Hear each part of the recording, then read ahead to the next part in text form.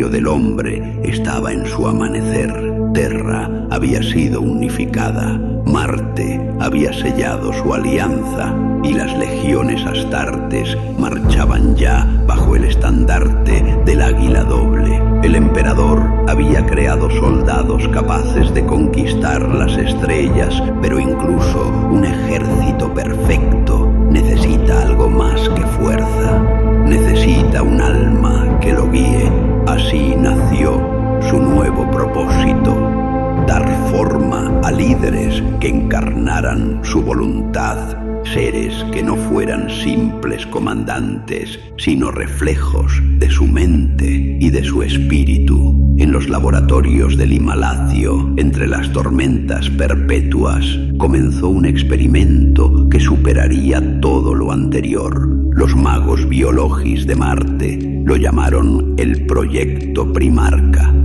He leído los fragmentos originales preservados en los archivos del Sigilita. Algunos aún conservan la firma del propio Malcador, escrita en un código que hoy nadie comprende. Él estaba allí. Yo aún custodio lo que el fuego no pudo borrar.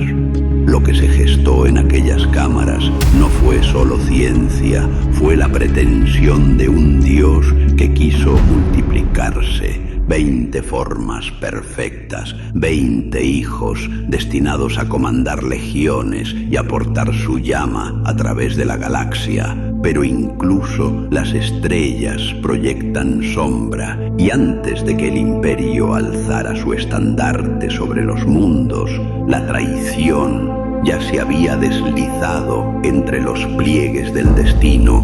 Los primarcas fueron su mayor sueño y el principio de su caída.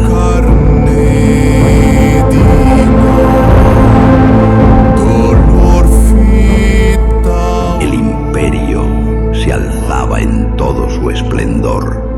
Terra había sido unificada bajo una sola bandera y Marte marchaba a su lado tras el pacto de Marte. El emperador contemplaba su obra sabiendo que había alcanzado lo que ningún otro había conseguido: unir a la humanidad dispersa tras la oscuridad de la vieja noche. Pero en su mente no había descanso. Incluso en la victoria, el emperador veía imperfección. Los astartes, sus ángeles de guerra, eran poderosos más allá de toda medida, pero carecían de algo esencial: una voluntad que trascendiera la obediencia. Eran fuerza, pero no destino; acero, pero no propósito.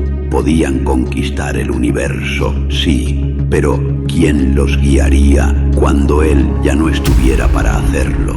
Así nació su nueva ambición. No bastaba con crear guerreros perfectos. Debía crear mentes capaces de guiar a esos guerreros. Y en los laboratorios ocultos, bajo las montañas del Himalacio, un santuario de ciencia y silencio, comenzó el proyecto más audaz de toda la historia de la humanidad. El emperador reunió a los mejores genetistas de Terra, a los magos biologis del Mechanicum y a su consejero más sabio, Malcador, el Sigilita. Allí, rodeados de máquinas que exhalaban vapor y luz, combinaron los fragmentos del conocimiento perdido de la edad oscura de la tecnología con secretos que ningún ser humano debía comprender. Los sacerdotes de Marte veían en el emperador la viva encarnación del Omnisia, y él, sin desmentirlos, usó esa fe como herramienta para crear algo que trascendiera la carne y la máquina. Los registros más antiguos hablan de 20 cámaras de gestación selladas, cada una diseñada con precisión absoluta. En su interior, el código genético del emperador fue descompuesto, purificado y elevado a nuevas formas. No eran clones, sino arquetipos vivientes. Cada primarca fue concebido como la encarnación de una virtud esencial: sabiduría, valor, disciplina, furia, lealtad, perspicacia, fe. Cada uno reflejaba un fragmento distinto de la voluntad del emperador.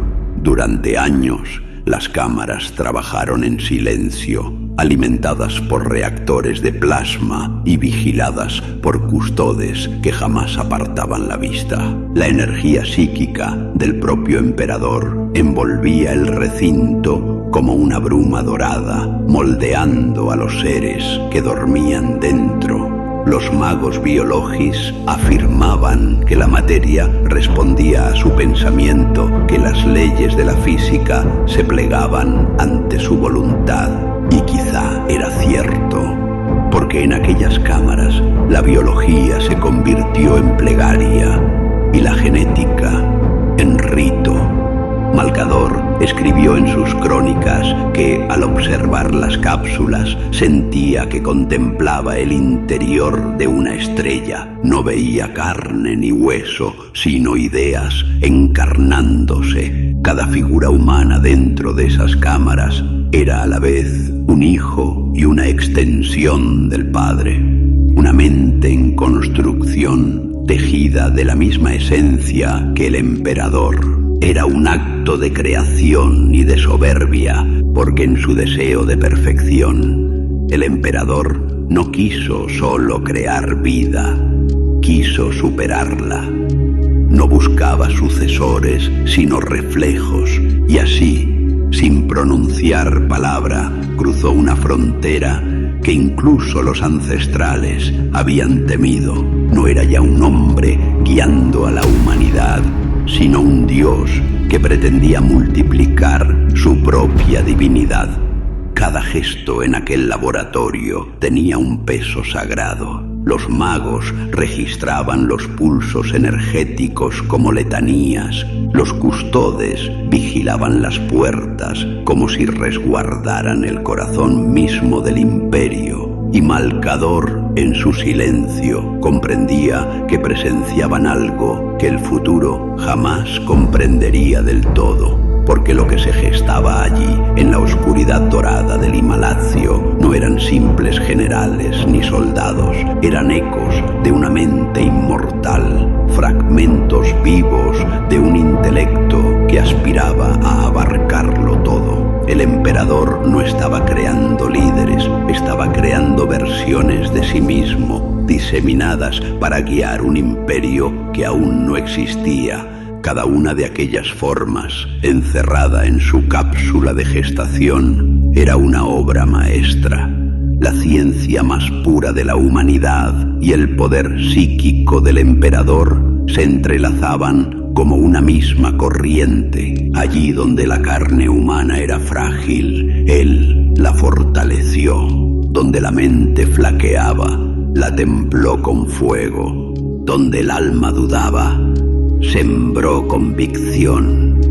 Así nacieron los primarcas, los hijos del emperador, los arquetipos de la humanidad perfeccionada. Cada uno era distinto, pero todos compartían un mismo pulso, una misma chispa. Su fuerza física superaba con facilidad a cualquier Astartes. Su intelecto abarcaba siglos de aprendizaje en días, y su voluntad podía someter a ejércitos enteros con una sola palabra. Eran la culminación del diseño humano, y su sola existencia desafiaba toda noción de límite. Cronistas posteriores los llamarían arquetipos genéticos primarios, pues en ellos residía el modelo que serviría de base a cada una de las legiones Astartes. La sangre de los primarcas sería la semilla que daría forma a millones de guerreros, y en cada legión se reflejaría una parte de su temperamento: la furia de uno, la disciplina de otro, la fe, la estrategia, la visión, la lealtad.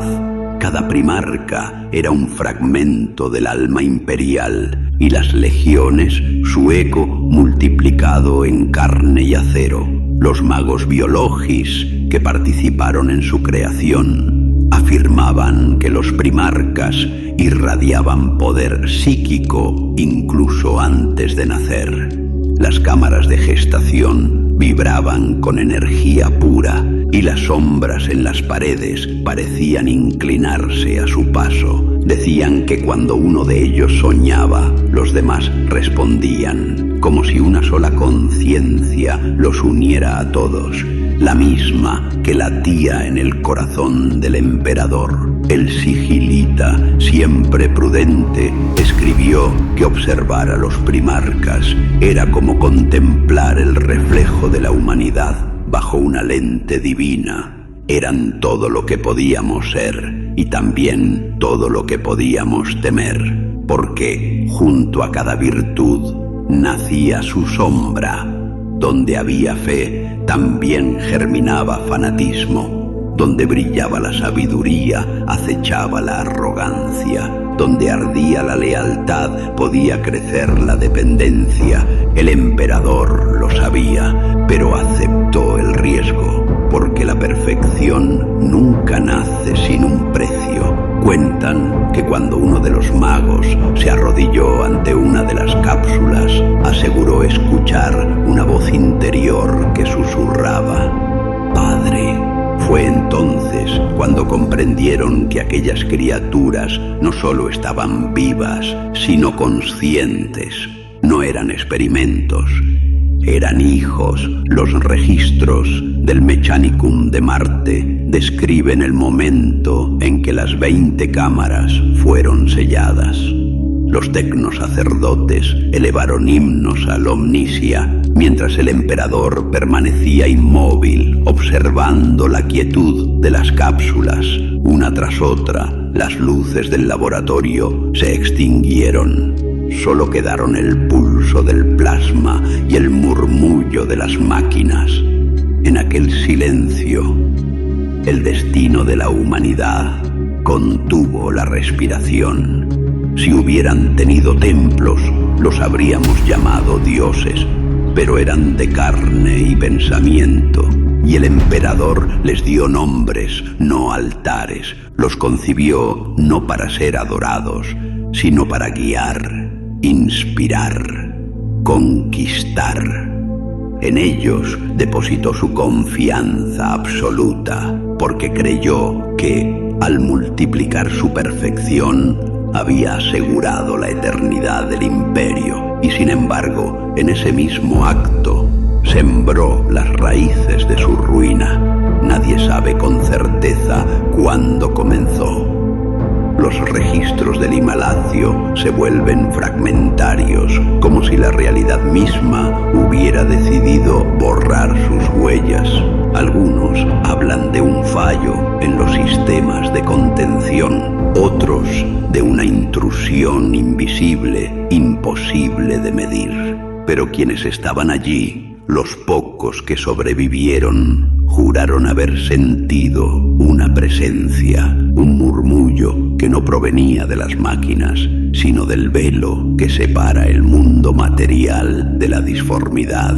Las cámaras de gestación temblaron, luz y sombra se fundieron. Los campos de energía vibraron como cuerdas tensas, y los custodes que custodiaban los umbrales cayeron de rodillas, abrumados por la presión psíquica. Malcador lo escribió en su diario con palabras que apenas se conservan. Fue como si el universo respirara hacia adentro y exhalara horror. Las cápsulas se abrieron antes de tiempo. 20 columnas de luz dorada se alzaron hacia el techo del laboratorio, y durante un instante toda Terra pareció iluminada desde dentro. Después vino el silencio, un vacío que dolía, un tirón invisible que desgarraba tanto el aire como el alma. Los primarcas fueron arrancados de la realidad, lanzados al vacío, esparcidos a través de la galaxia como semillas condenadas al azar. No hubo aviso ni defensa posible, solo el eco de sus voces apagándose en la disformidad. El emperador sintió la herida antes de que los sensores la registraran. Su mente, unida a las suyas, se fracturó. Fue un instante, apenas un suspiro, pero bastó para desgarrar siglos de propósito. Dicen que su grito resonó a través de todos los planos, incluso en el Inmaterium, audible para psíquicos dormidos en los sótanos de Terra. Y luego solo silencio, un silencio más terrible que cualquier grito. Malcador, de pie entre las ruinas del laboratorio, lo miró en silencio. El emperador no pronunció palabra, solo observó las cápsulas vacías, aún humeantes como tumbas abiertas. Sabía que sus hijos no estaban muertos, pero tampoco vivos en su mundo. Habían sido robados. Nadie supo entonces por quién. Algunos magos del Mechanicum hablaron de corrupción en la disformidad. Otros culparon a fuerzas ajenas, entidades antiguas que buscaban equilibrio en el caos. Pero para el emperador ninguna explicación bastaba. La pérdida no era solo biológica, era espiritual, una fractura en su propia alma. Aquella noche el sigilita selló los archivos. Los custodes destruyeron los restos de las cápsulas y los nombres de los primarcas fueron retirados de todos los registros. Solo el emperador, Malcador y unos pocos más conocían la magnitud de lo ocurrido. El proyecto que debía elevar a la humanidad a la perfección se había transformado en su primera tragedia. Los dioses del caos habían cobrado su primer tributo. El precio fue la esperanza. El emperador buscó crear a sus herederos. El caos, en cambio, los reclamó como suyos. El laboratorio del Himalacio quedó en silencio. Las cápsulas vacías, aún cálidas, parecían mirar al emperador como acusándolo de su propio orgullo. Durante días no habló con nadie. Dicen que caminó solo entre los restos del proyecto, como un padre que visita las tumbas de hijos que nunca llegó a conocer. Pero el emperador no se rindió. Donde otros habrían visto un fracaso, él vio una nueva senda. Las esencias genéticas de los primarcas no se habían perdido del todo. Fragmentos de su código permanecían en las bases de datos y en las muestras almacenadas por el Mechanicum. Y de esos restos, de esa herencia incompleta, decidió levantar una nueva generación. Así nacieron las legiones astartes. No eran iguales a los primarcas, pero llevaban en su sangre su eco, su recuerdo, su propósito. Cada legión fue modelada a partir de la semilla genética de un primarca perdido. Y aunque los nombres de sus progenitores aún no existían, sus temperamentos ya comenzaban a tomar forma.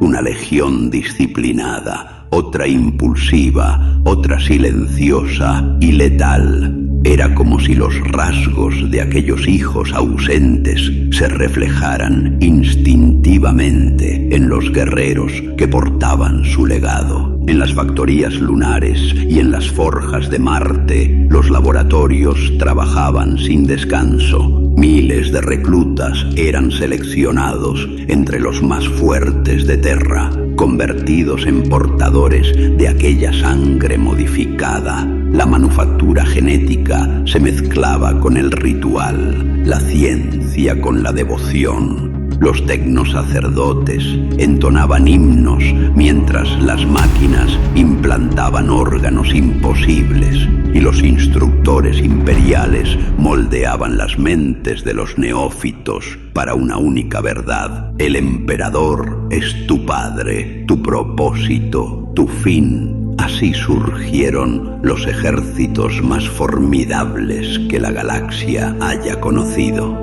No eran humanos, ni tampoco dioses, sino el punto intermedio entre ambos, carne mejorada, voluntad inquebrantable, alma condicionada.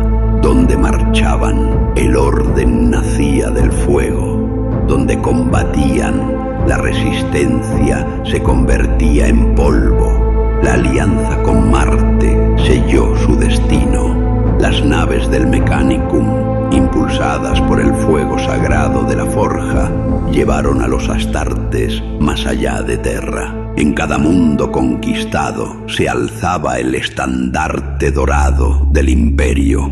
La gran cruzada había comenzado, y en cada batalla el emperador miraba al horizonte buscando algo que los demás no podían ver.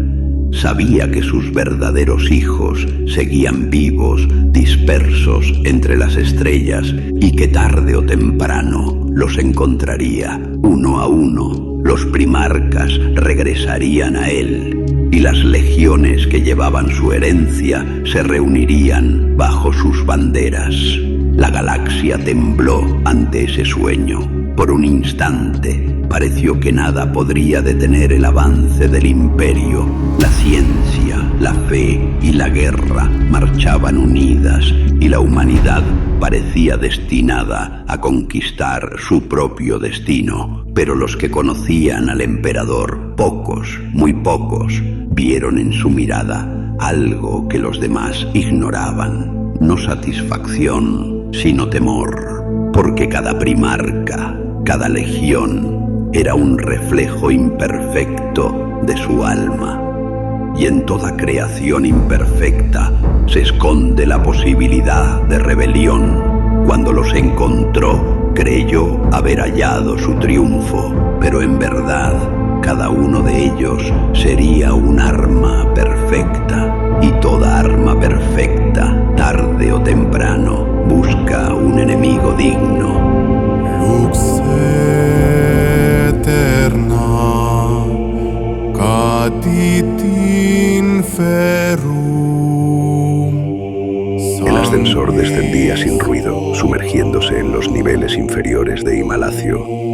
El aire cambiaba con cada tramo. Primero el aroma metálico del aceite, luego el ozono denso que anunciaba la cercanía de las cámaras energéticas y los sellos de anulación psíquica que protegían el núcleo.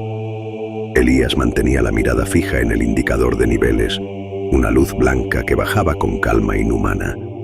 Cada día, la misma ruta. Cada día, el mismo pulso eléctrico en las paredes. Cuando las puertas se abrieron, un soplo de aire frío le acarició el rostro.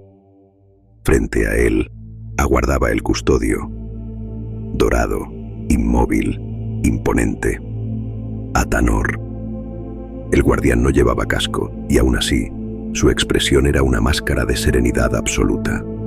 La luz de los tubos superiores se reflejaba en su piel dorada, y por un instante, Elías tuvo la sensación de que el propio metal respiraba. «Salve, custodio Atanor», dijo con un tono medido, casi ritual.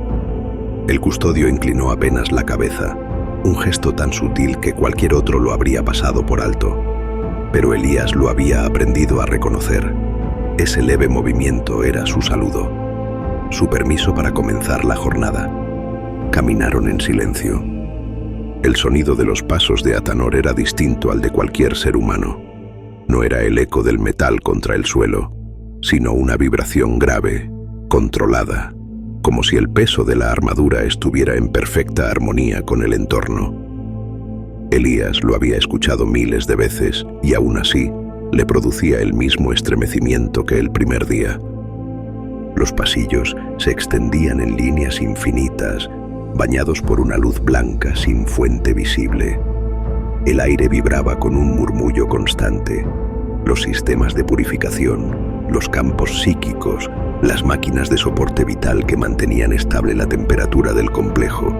El sonido no era desagradable. Era casi un canto, una respiración compartida por miles de almas que trabajaban sin verse. Elías empujaba el contenedor magnético, un cilindro transparente protegido por runas. Dentro, un fluido lechoso, contenía fragmentos genéticos, registros de secuencias que ni él mismo comprendía del todo. Cada día transportaba algo distinto, pero el protocolo era el mismo: silencio, precisión, fe en la máquina. Atanor caminaba a su lado, sin una palabra. Elías lo observaba de reojo. Su rostro era una escultura, su mirada fija al frente, su respiración invisible.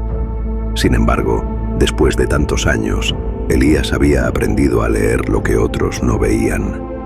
Sabía cuándo el custodio estaba concentrado. Su ceño se tensaba apenas 1 milímetro, y cuando algo lo inquietaba, una pausa imperceptible en el paso. Eran detalles mínimos, pero Elías los esperaba, los reconocía, los necesitaba. A veces, cuando el pasillo se extendía sin final visible, Elías pensaba que el tiempo mismo se había detenido allí abajo. El Himalacio era un mundo en sí mismo. Templos laboratorio, cámaras de energía, túneles que descendían hasta tocar el magma de Terra. Y en su corazón, el misterio que todos reverenciaban sin comprender del todo: el proyecto Primarca. Elías nunca había visto el núcleo principal, pero lo sentía. Al pasar cerca de ciertos corredores, una vibración le recorría el pecho, como si el aire mismo portara una conciencia dormida. Los técnicos decían que era la resonancia de los reactores. Él, en cambio, lo vivía como una presencia. Mientras caminaban, sus pensamientos se volvían más suaves, casi familiares. Se descubrió sonriendo bajo la máscara de serenidad que le exigía el trabajo. Había aprendido a querer a aquel gigante silencioso. No por lo que decía, pues casi nunca hablaba, sino por lo que representaba: la certeza, el orden, el propósito. Y a veces, en los momentos más extraños, le gustaba pensar que Atanor también lo reconocía. Al llegar al punto de control, Elías detuvo el contenedor sobre una plataforma de registro. Los sellos binarios se encendieron con un zumbido breve. Material asegurado, Murmuró casi para sí. Atanor lo observó, y durante un instante algo cambió en su expresión. No fue una sonrisa, ni una palabra, solo una mirada sostenida. Y en ese segundo, Elías creyó ver comprensión. No amistad, no afecto, eso sería impensable, pero algo más sutil: reconocimiento mutuo entre dos seres que, por caminos distintos, servían a algo que los trascendía. El técnico respiró hondo, permitiendo que el aire frío le llenara los pulmones. La jornada apenas comenzaba. Y aunque cada día era idéntico al anterior, ese gesto, aquel leve movimiento de la cabeza, aquella mirada fugaz, bastaba para recordarle que incluso en el lugar más perfecto y silencioso del imperio, aún quedaba un resquicio de humanidad. Otro día idéntico comenzaba. Elías llegó al puesto de control con el mismo gesto meticuloso de siempre, ajustando los pliegues de su uniforme gris y comprobando en su tablilla de datos la ruta asignada. Nada parecía fuera de lugar, hasta que leyó el destino del día: Beta 4. Alzó una ceja, sorprendido. No solía tener acceso a los laboratorios de esa sección. Era un área restringida, donde se manejaban materiales demasiado sensibles incluso para su nivel de autorización.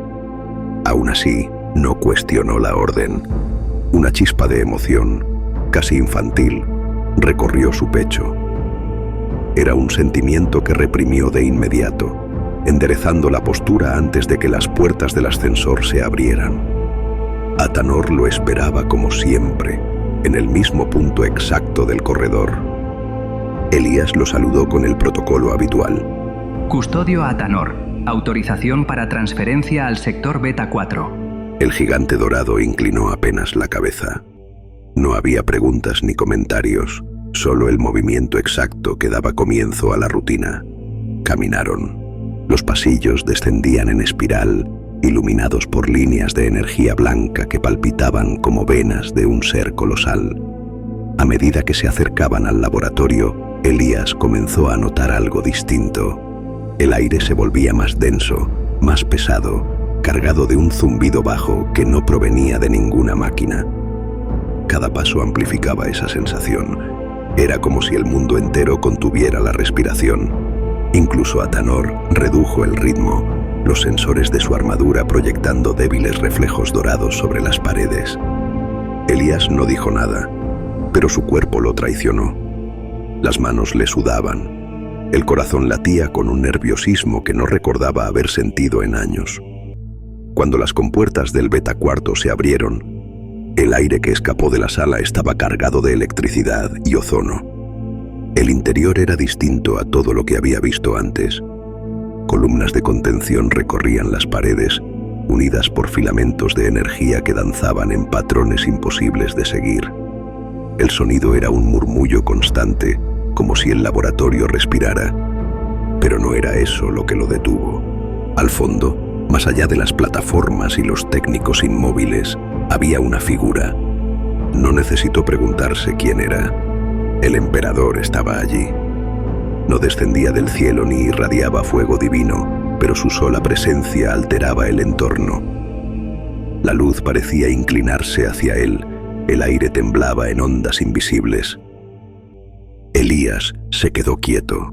No podía moverse, no por miedo, sino porque algo en su interior comprendía que hacerlo sería una falta, una profanación. A su alrededor, los magos habían cesado toda actividad. Malcador hablaba en voz baja y junto a él se distinguía la silueta de Baldor, tan inmóvil y solemne como una estatua. El emperador escuchaba, su rostro era tranquilo, humano, y sin embargo, imposible de sostener con la mirada por más de un instante. Elías quiso bajar la cabeza, pero la fascinación lo venció. No había visto nunca algo tan real y tan imposible al mismo tiempo. Sintió una presión en el pecho, como si la gravedad hubiese aumentado. Solo cuando Atanor posó una mano en su hombro, el hechizo se quebró. Proceda con la entrega. Elías reaccionó como un autómata. Se acercó al punto de control, registró el código y depositó el contenedor sobre el receptáculo de transferencia. La energía del laboratorio se estremeció con un destello tenue y las luces volvieron a estabilizarse. Durante unos segundos, el emperador se volvió apenas en su dirección. No fue una mirada, no realmente, más bien la sensación de ser visto. No como un técnico, ni siquiera como un hombre, como si cada pensamiento quedara desnudo ante una mente infinitamente superior. Y entonces, sin un gesto, sin palabra, el emperador se giró de nuevo hacia Malcador. Elías no esperó más. Retrocedió despacio, casi en silencio, hasta quedar junto a Atanor. El custodio hizo una leve seña y ambos se retiraron del laboratorio. El aire fuera parecía distinto, menos pesado, más frío, pero algo había cambiado. Elías no dijo nada en todo el camino de regreso y Atanor tampoco. Solo cuando el ascensor se cerró, el técnico se atrevió a hablar. ¿Lo has sentido? El custodio no respondió enseguida. Solo lo observó, con esa mirada serena e insondable. Los hombres sienten. Nosotros recordamos. Elías asintió en silencio. Mientras el ascensor ascendía entre luces blancas, pensó que, por primera vez en muchos años, había comprendido lo que significaba creer. El ascensor descendía cada día con el mismo zumbido grave, el mismo temblor apenas perceptible que recorría el metal bajo los pies de Elías. Nada parecía haber cambiado, y sin embargo, algo sí lo había hecho. Desde aquella jornada en el Beta 4, el silencio pesaba de otra manera. No era el silencio cómodo de la rutina, sino uno que parecía contener preguntas no formuladas. Elías empujaba el contenedor magnético con su precisión habitual, pero sus pensamientos ya no estaban en la tarea. Seguían regresando a aquel momento, al resplandor dorado que había atravesado la sala, a esa sensación indescriptible de haber estado dentro de algo más grande que la vida. Intentó apartar la idea, concentrarse en el trayecto, pero era inútil. Mientras caminaba junto a Atanor por los corredores sin fin, se sorprendió al escuchar su propia voz romper la quietud. ¿Cree usted que él sabía que estábamos allí? Atanor no se detuvo. Él lo sabe todo. La respuesta fue inmediata, sin inflexión alguna, pero no fría. Era una afirmación tan natural como respirar. Pero... Elías vaciló. ¿nos vio? El custodio giró apenas la cabeza. Ver no es necesario cuando uno comprende. El técnico asintió, aunque no estaba seguro de entender. Continuaron caminando. Durante unos segundos, solo se oyó el eco lejano de los mecanismos de soporte y el pulso eléctrico que recorría las paredes. Elías se dio cuenta de que su corazón latía más rápido. No era solo respeto, era una especie de fascinación infantil, la necesidad de hablar después de años de mutismo. Usted lo sirve desde hace mucho, ¿verdad? Desde antes de que existieran las palabras para nombrar el deber. ¿Y nunca ha dudado? Esa vez, el silencio fue más largo. Atanor detuvo el paso, su mirada fija en la lejanía del corredor, donde la luz se curvaba entre los vapores fríos. La duda no es negación, Elías Kael.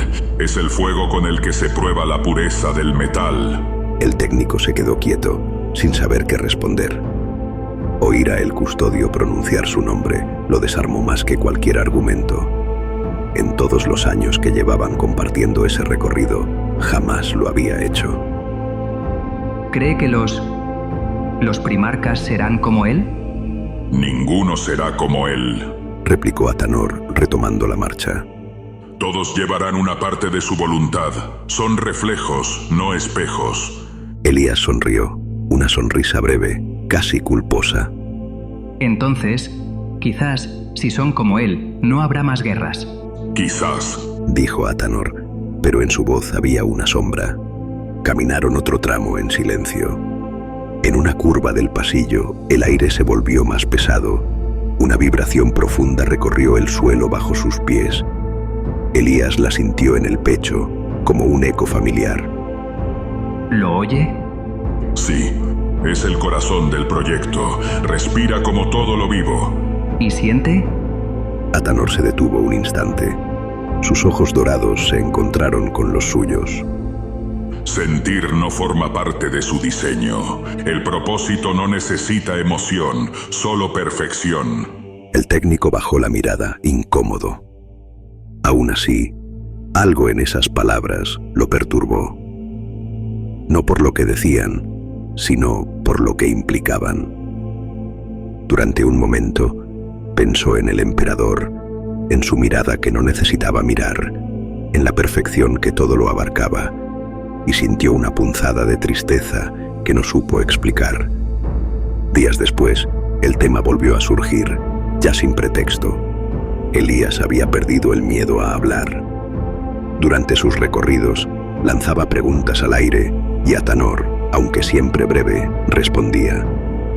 A veces hablaban del deber, otras del tiempo.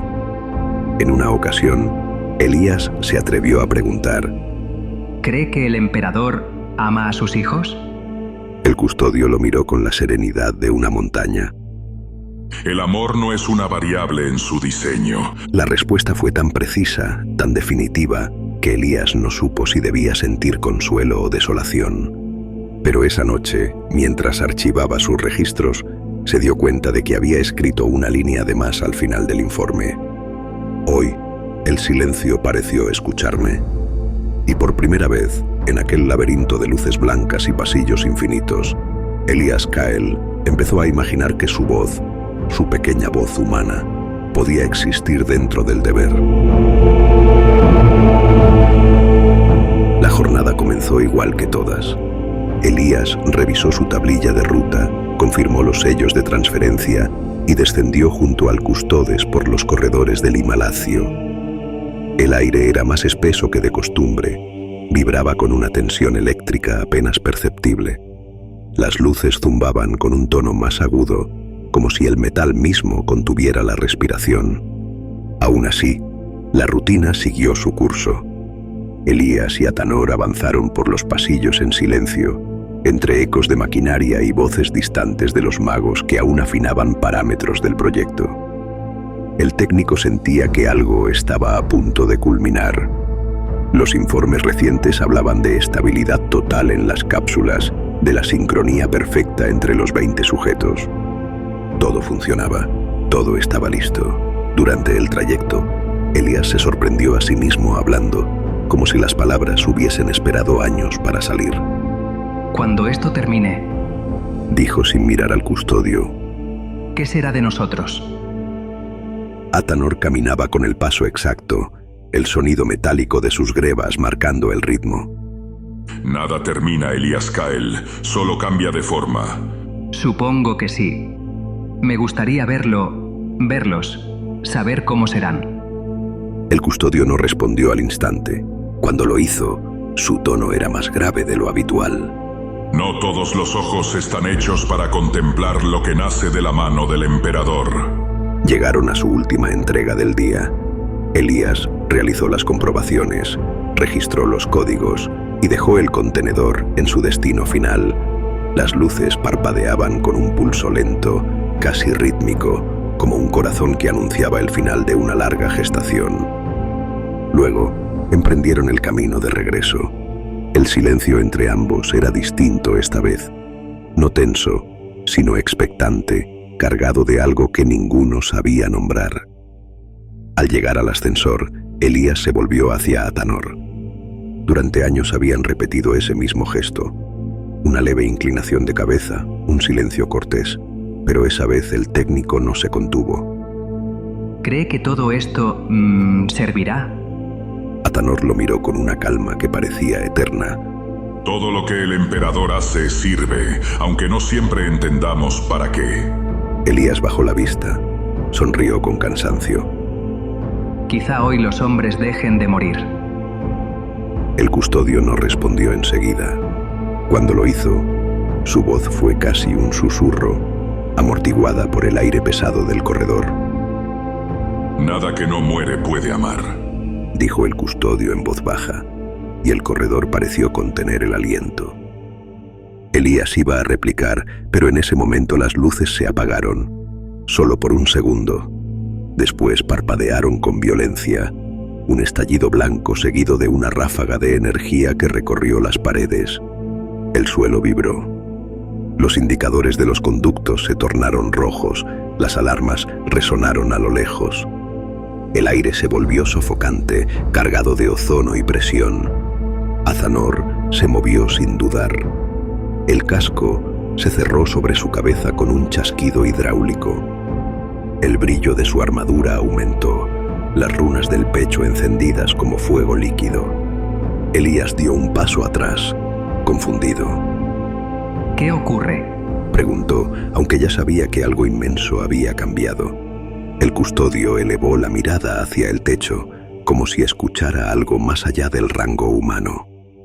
Algo se ha abierto. El suelo tembló de nuevo, más fuerte. Un rugido sordo, psíquico, recorrió el pasillo y las luces estallaron una tras otra, dejando tras de sí destellos intermitentes. El ascensor se cerró de golpe y en la penumbra rojiza del corredor comenzó el fin de todo lo que conocían. El temblor llegó como un murmullo profundo, una vibración que primero pareció el pulso de las máquinas, pero que pronto se volvió insoportable. El suelo del pasillo se arqueó bajo sus pies. Los muros crujieron como si la montaña quisiera respirar. Las luces parpadearon, proyectando sombras vivas que parecían retorcerse sobre el metal. Elías se cubrió los oídos, pero el ruido no venía del aire. Venía de dentro, un zumbido, una presión que lo aplastaba desde todos los ángulos, como si miles de pensamientos sin dueño chocaran dentro de su cabeza. Cayó de rodillas, con la visión nublada por el dolor. El gusto del hierro le llenó la boca. A su lado, Atanor se erguía como una estatua. La servoarmadura del custodio irradiaba energía dorada, el casco sellado por completo. Avanzó un paso, Levantó la mirada al techo y habló con voz filtrada, casi mecánica. No mire, Elías, cierre los ojos. Pero el técnico ya apenas podía moverse. El aire chisporroteaba, cargado de ozono y electricidad estática. Cada respiración era un esfuerzo. De los conductos caían chispas y polvo. Los indicadores de seguridad destellaban en rojo. Entonces llegó el rugido. No fue un sonido, fue una presencia. Elías lo sintió abrirse paso por su mente como una ola, una marea psíquica que le arrebató toda noción de espacio o tiempo. Vio destellos, no imágenes, sino ideas, luz dorada, esferas suspendidas, gritos sin voz. Y luego, nada. De pronto todo cesó, la presión desapareció, las luces dejaron de parpadear. Solo quedó el eco de su respiración entrecortada y el zumbido sordo de los generadores intentando reiniciarse. Elías levantó la vista con esfuerzo. Atanor ya no estaba junto a él. El custodio había salido disparado por el pasillo, corriendo hacia los niveles inferiores. Las huellas de sus pasos resonaban como golpes de martillo. Se incorporó tambaleante, con el cuerpo entumecido. La tablilla de control había caído al suelo. Su pantalla estaba muerta. El pasillo se extendía ante él, envuelto en un humo tenue, y la vibración seguía en el aire, como si algo enorme respirara bajo la piedra. Caminó. Cada paso era una pregunta sin respuesta. ¿Qué había pasado? ¿Un fallo energético? ¿Un sabotaje? ¿O algo peor? Recordó las palabras del custodio días atrás. Nada que no muere puede amar. Y por primera vez comprendió que aquella frase no era un juicio, sino una advertencia. A medida que descendía, el aire se volvía más pesado, saturado de calor y polvo. Algunos técnicos corrían en dirección contraria, otros yacían inconscientes junto a las paredes. Elías los esquivó como pudo, avanzando entre el humo y el ruido distante de alarmas apagadas. El corredor que conducía al laboratorio Beta 4 estaba destrozado. Los paneles del techo colgaban, las luces chispeaban en la oscuridad. Un olor acre, a metal fundido y ozono, impregnaba cada superficie. Siguió avanzando hasta que vio un resplandor al final del pasillo. No era la luz fría de los reactores, sino algo distinto, un fulgor dorado, irregular, palpitante. El corazón le dio un vuelco. Cuando cruzó la puerta del laboratorio, comprendió por qué Atanor había corrido. La estancia estaba devastada, equipos destrozados, contenedores volcados, muros resquebrajados por la presión psíquica. En el centro, el suelo aún ardía con un resplandor que se elevaba hacia el techo, como si algo hubiera sido arrancado de allí con violencia. Atanor estaba de pie frente a esa luz, su silueta recortada contra el resplandor, inmóvil. Otros custodios llegaban poco a poco, atravesando el humo, formando un semicírculo de oro ennegrecido alrededor del vacío. Elías avanzó unos pasos, el corazón martilleando. No quedaba ni rastro de las cápsulas, solo marcas circulares sobre el suelo, grabadas como cicatrices, y el eco de un poder que se había ido. Elías se quedó quieto, incapaz de apartar la vista del vacío. Ni preguntas, ni respuestas, solo una sensación, la certeza de haber sido testigo de algo que jamás debió ocurrir. El resplandor terminó de desvanecerse, y en el silencio absoluto que siguió, el Himalacio pareció exhalar su último aliento.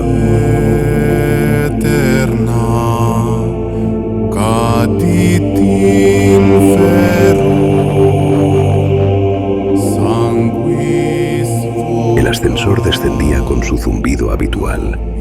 Elías miraba el reflejo distorsionado de su rostro en la pared metálica, pálido, envejecido, más gris que la última vez.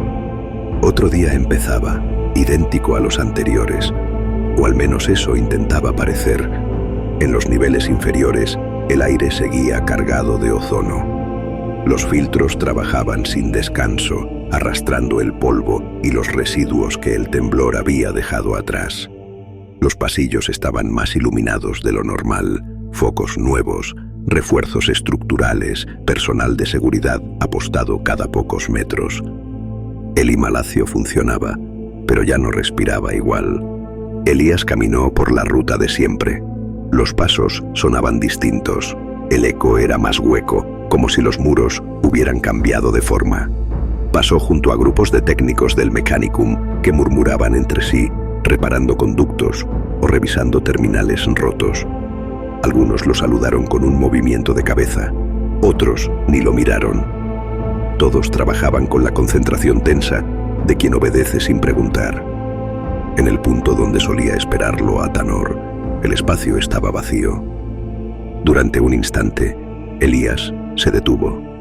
Su mirada recorrió la zona, esperando ver la silueta dorada, el resplandor constante de la servoarmadura.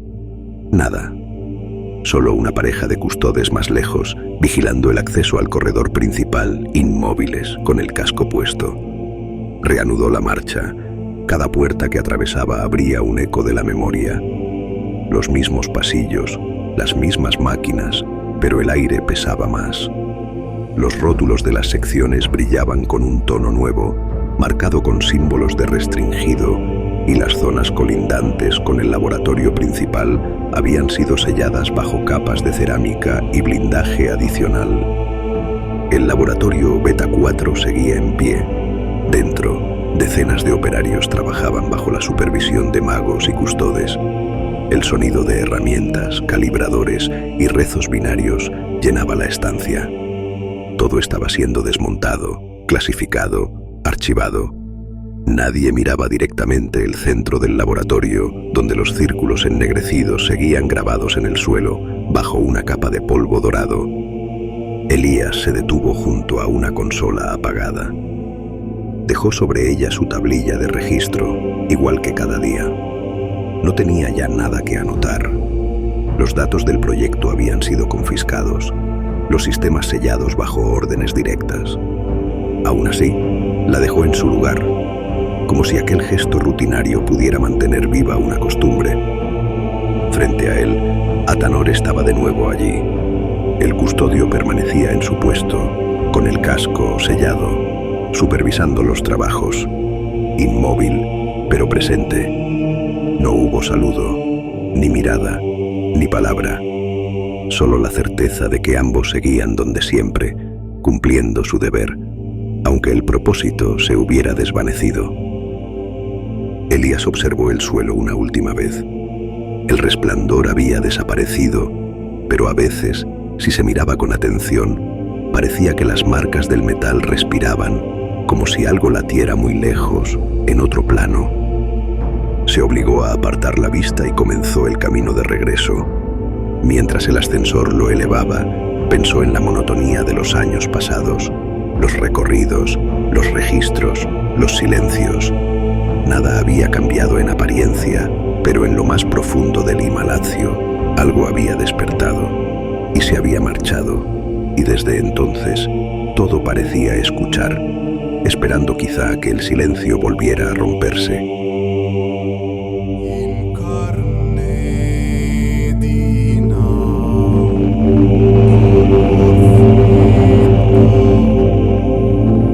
El ascensor descendía con su zumbido monótono. El tiempo había perdido su forma dentro del Imalacio. Los turnos seguían marcándose, las luces cambiaban de intensidad, pero nadie hablaba de días ni de horas, solo de órdenes. Elías había recibido una: presentarse en el nivel Beta 4. Avanzó por los pasillos familiares, los mismos que había recorrido durante años. El aire seguía cargado de ozono y silencio.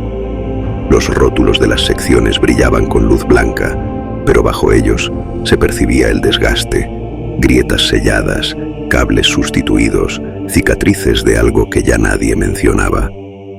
Al llegar a la compuerta del laboratorio, se detuvo. 2 custodes vigilaban la entrada, inmóviles, idénticos en su imponente quietud. A primera vista eran iguales a todos los demás, pero Elías sintió un estremecimiento. Había pasado tanto tiempo junto a uno de ellos que podía reconocerlo incluso entre 1000. Los pequeños rasgos de su armadura, la curvatura del pectoral, la forma en que sostenía la lanza guardiana, todo le resultaba familiar. El supervisor lo esperaba unos pasos más allá.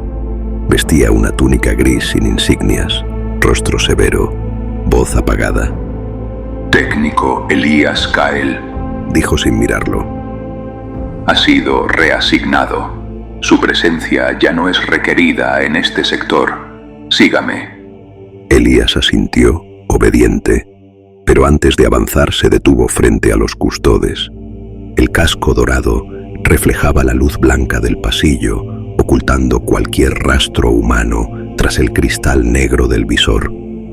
Elías dudó un segundo, luego habló en voz baja, casi un susurro. Hasta pronto, Atanor. No esperaba respuesta. Durante un instante que pareció eterno, nada se movió. Luego, el custodio inclinó levemente la cabeza, un gesto tan imperceptible que ningún otro lo habría notado. Pero Elías sí, y supo, sin necesidad de palabras, que aquello era una despedida. El supervisor lo llamó de nuevo, impaciente. Elías dio media vuelta y lo siguió en silencio. Las compuertas se cerraron tras él con un sonido sordo y el pasillo volvió a quedar en calma.